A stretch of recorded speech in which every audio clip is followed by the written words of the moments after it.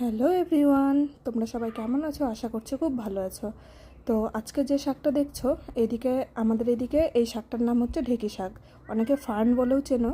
তো কে কে খেয়েছো অবশ্যই কমেন্ট করে বলো। শাকটা খুবই ভালো লাগে খেতে। তো এই শাকটা রান্না করার জন্য প্রথমে একটু সর্ষের তেলে কালো জিরে ফোড়ন আর এদিকে কাঁচা লঙ্কা কুচি আর রসুন কুচি দিয়ে ভালোভাবে একটু ভেজে নিচ্ছি। আর এই শাকটা না এইভাবে করলেই বেশি ভালো লাগে, আমি পেঁয়াজ দিই না। যারা পেঁয়াজ পছন্দ করবে তারা পেঁয়াজ দিয়েও করতে পারো।